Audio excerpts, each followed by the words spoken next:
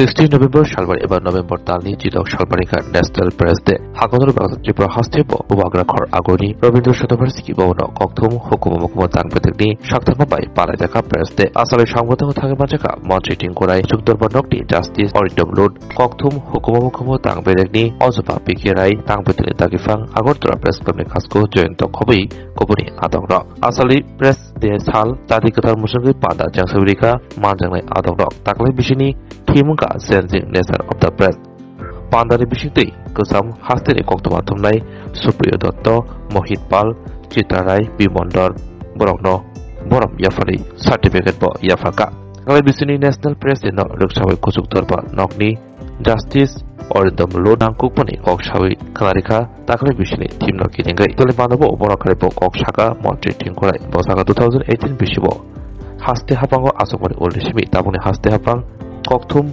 Tangwetani Bishingti Etni Eba Advertisementni Rang Maribo Kobang Kalaika Abri Lokologi Khorokba Kokthum Atumnai Bata Maritomani Abun Kitingu Korsaka থিমটা এই 2024 এর থিমটা change nature of press অর্থাৎ সময়ের সঙ্গে আমাদেরকে বদলাতে বলা হয়েছে। আজকের দিনে দাঁড়িয়ে যদি আমরা বলি আমাদের সবাই যে কথাটা বলেছেন যে কাজ করতে গিয়ে আমাদের যে ধরনের আগে আমরা কাজ করতাম সেটা অনেকখানি বদলে গিয়েছে।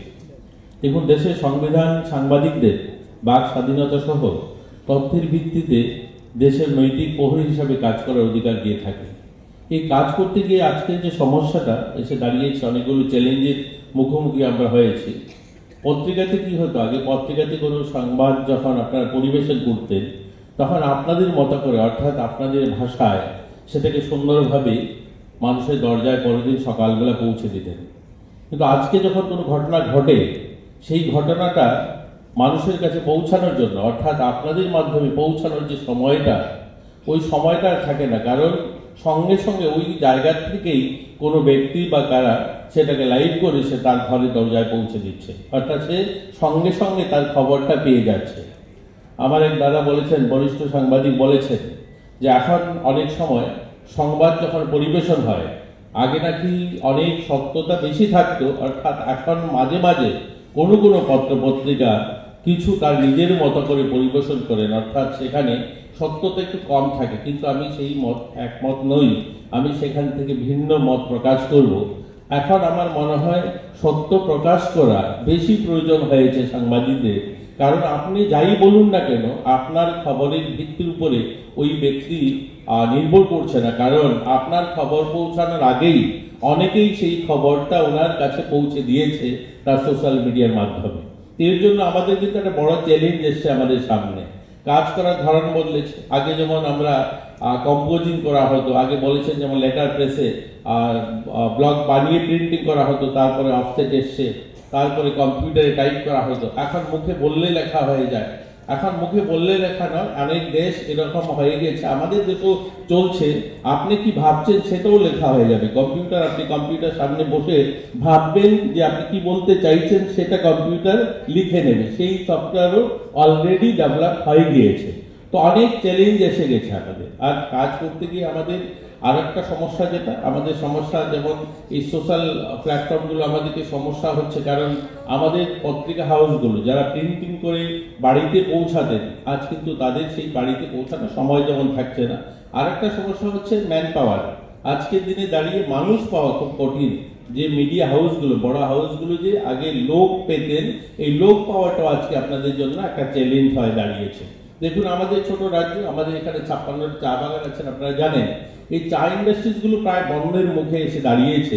এই ইন্ডাস্ট্রিজগুলো এর জন্য বন্ধের মুখে এসে দাঁড়িয়েছে, তার বড় কারণ হচ্ছে শ্রমিক শূন্যতা। সেখান থেকে শ্রমিকরা বেরিয়ে অন্য কোথায় কাজে চলে যাচ্ছে। এরকম আপনাদের ইন্ডাস্ট্রিতেও এই প্রিন্ট মিডিয়াতে, যেহেতু আমি শ্রমমন্ত্রী, সেগুলো আমার কাছে অনেক সময় আমি দেখতে পাই যে আপনাদের মিডিয়া হাউসগুলো যেখানে শ্রমিকরা থাকে তাদের যতক্ষণ পর্যন্ত তাদের অধিকার পূরণ না হবে তারাও সেখানে শ্রম দেবে না, সেখান থেকে বেরিয়ে অন্যত্র চলে যাবে। এর জন্য কি হচ্ছে, আপনাদের মিডিয়া হাউসগুলো বারবার ছোট আকার হয়ে যাচ্ছে। যেখানে ধরুন ইলেকট্রনিক মিডিয়াতে 30 জন লোক কাজ করতো, সেখান থেকে ভেঙে 2 জন বেরিয়ে আর একটা হাউস তৈরি করে দিচ্ছে, আর একটা ইলেকট্রনিক মিডিয়া চ্যানেল করছে।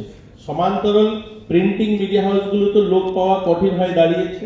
আর একটা হচ্ছে কেন তারা তাদের অনেকগুলো, এটা আগে কি ছিল, মিডিয়া একটা সেক্টর কাজ করতো যে তথ্য মানুষের কাছে পৌঁছানো, কিন্তু আজকে এটা এরকম নয়। আজকে জীবন জীবিকা চালানোরও এটা একটা বড় মাধ্যম। আজকের দিনে এই সোশ্যাল মিডিয়া, সোশ্যাল প্ল্যাটফর্ম, ওই ওয়েব চ্যানেলগুলোর মাধ্যমে কয়েক শত ছেলে মেয়েরা এর মাধ্যমে তার জীবন জীবিকা পালন করছে। অর্থাৎ এটা একটা রোজগারেরও প্ল্যাটফর্ম হয়ে দাঁড়িয়েছে আজকে মিডিয়া। এটা একটা বিরাট ইন্ডাস্ট্রিজ দাঁড়িয়েছে, যেখানে রোজগারের একটা ব্যবস্থা হয়েছে। এর জন্য আমাদের সময়ের সঙ্গে আমাদেরকে বদলাতে হবে। এর জন্য আমার মনে হয় আপনাদের এবারে যে থিমটা প্রেস কাউন্সিল, এর জন্য মধ্যে এই থিমটা নিয়ে এসছে যে চেঞ্জিং নেচার অফ প্রেস। আমাদের ধরন বদলাতে হবে, কাজ করার পদ্ধতি বদলাতে হবে, আমাদেরকে নিজেদেরকে বদলাতে হবে, সময়ের সঙ্গে আমাদেরকে নিজেদেরকে তাল মিলিয়ে চলতে হবে। আমাদের সরকারেরও এর মধ্যে দায়িত্ব রয়েছে। সরকার ইতিমধ্যে, আমার এক দাদা বলেছেন যে সরকারি যে তথ্যটা, যেমন ডাটাবেস তৈরি করা, আমি যতটুকু জানি আমার কাছে যে তথ্যটা রয়েছে, ইতিমধ্যে আমাদের রাজ্য যথেষ্ট সচেতন এবং কাজ করছে আমাদের পত্রিকা হাউস বা আমাদের ইলেকট্রনিক মিডিয়া হাউসগুলোকে নিয়ে। ইতিমধ্যে আমাদের যারা 1000 টাকা পেনশন পেতে, আগে যে 1000 টাকা ছিল সেটাকে 10,000 টাকা করা হয়েছে, কিন্তু আমি আজকে আপনাদের সামনে দাঁড়িয়ে বলতে কোনো দ্বিধা নেই, সেই সংখ্যাটা খুব কম। এখানে আমার কাছে যে তথ্যটা রয়েছে, 5 জন এরকম সাংবাদিক যারা 10,000 টাকা পান। কিন্তু এটার জন্য আরো সংখ্যাটা বাড়ে। এখানে আমাদের সচিব রয়েছে আইসিএ দপ্তরের, আমি বলবো উনিও নিশ্চয়ই বিষয়টা দেখবেন। আপনাদের তরফ থেকে প্রেসিডেন্ট রয়েছেন, কেন এই সংখ্যাটা এত কম সেটা যেন আরো বর্ধিত করা যায়। এই 5 জন 10,000 টাকা করে পান, এবং আমাদের রাজ্যের সাংবাদিকদের আরো পেনশন যেন বেশি পায়, তার জন্য কিন্তু 2021-এ একটা সংশোধিত পেনশন প্রকল্প নিয়ে আলোচনা হয়েছিল, একটা মিটিংও হয়েছিল, কিন্তু সেটা রেজাল্ট কি হয়েছে আমি জানি না, সেটার জন্য আলোচনা করতে হবে। সাংবাদিকদের জন্য স্বাস্থ্য বীমা চালু হয়েছে এই নতুন সরকার আসার পর, এবং আগরতলা প্রেস ক্লাব থেকে আরো উন্নতিকরণ করার লক্ষ্যে সেটাকে প্রায় 40 লক্ষ টাকার কাছাকাছি খরচা করে সেটাকে এসি করা হয়েছে। এখন যারা আমাদের বরিষ্ঠ সাংবাদিকরা আছেন, তাদেরকে সেই ভবনে যাতায়াতের জন্য অসুবিধা না হয়, মাননীয় মুখ্যমন্ত্রী ইতিমধ্যে সেটাতে একটা লিফটের ব্যবস্থার জন্য অর্থ মঞ্জুরি দিয়েছেন, এবং খুব শীঘ্রই সেটাও কাজ হবে। আমাদের এই যে 2009 সালে বিজ্ঞাপন নীতি যেটা ছিল, যেটা অ্যাডভার্টাইজমেন্টের জন্য যে পলিসি ছিল, সেটাকেও পরিবর্তন করে 2020 20শে মে একটা অর্ডার বেরিয়েছিল এটার জন্য নতুন করে যে তালিকাভুক্ত করা অ্যাডভার্টাইজমেন্টের জন্য, সেটার জন্য সরকার পদক্ষেপ নিয়েছে।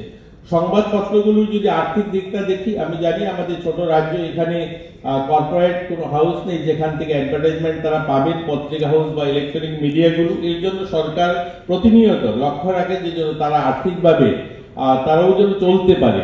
এই দিকটা যদি দেখি আমরা 2018-19 যে অর্থ বছর, সেই অর্থ বছরে যে বাজেটটা ছিল 3.5 অর্থাৎ 3.5 কোটি টাকা তখনকার সময়। অর্থাৎ আমি 2018-19 এর জন্য বলছি, 2018-19-এর আগে আরো কম ছিল, 17-18-তে 3 কোটি টাকা ছিল, এর আগে আরো কম ছিল। হাইয়েস্ট বাজেট যেটা ছিল 2018 সালের আগের গভর্নমেন্টের, সেটা 3.5 কোটি টাকা ছিল অর্থ অ্যাডভার্টাইজমেন্টের জন্য যে সরকার টাকাটা দিত। কিন্তু সেটাকে বাড়িয়ে 18-19-এর পর থেকে 2020-21 অর্থ বছর আর 20-21 অর্থ বছর, 21-22 অর্থ বছর যথাক্রমে 8 কোটি টাকা করে দেওয়া হচ্ছে। এবছরের যে অর্থ বছরে 10 কোটি টাকা দেওয়া হয়েছে। আমি বলতে পারি 2018-19-এর অর্থ বছরের তুলনায় ডবলেরও বেশি অর্থ অ্যাডভার্টাইজমেন্টের জন্য আমাদের আইসিএ দপ্তরের মাধ্যমে আমাদের পত্রিকা হাউস বা ইলেকট্রনিক মিডিয়া হাউসগুলোকে দেওয়া হয়েছে। এর জন্য আমাদের সরকারের পক্ষ থেকে যখন আপনাদের তরফ থেকে বিভিন্ন দাবি দাবা আসে, সেগুলোকে যথেষ্ট সচেতনতার সঙ্গে এবং মাননীয় মুখ্যমন্ত্রী, বর্তমান মুখ্যমন্ত্রী প্রফেসর ডক্টর মানিক শাহ মহোদয় এটা সিরিয়াসলি নেন এবং সেটাকে ইমপ্লিমেন্ট করার চেষ্টা করেন।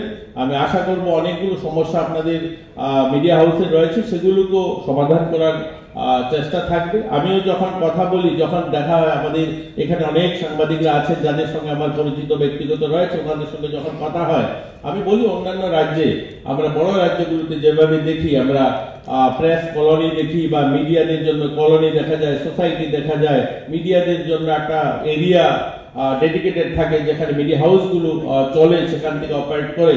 আমরাও চাই আমাদের রাজ্য হোক, আপনারাও এগিয়ে আসুন, আপনারা 2 কদম এগোলে আমরাও আপনাদের সঙ্গে 4 কদম এগোবো। আমরা সবাই মিলে এই রাজ্যের মিডিয়া হাউসের যে সমস্ত সমস্যাগুলো রয়েছে সেগুলোকে আমরা সমাধান করব, আর আগামী দিন যেন আরো আমরা ভালোভাবে এগোতে পারি।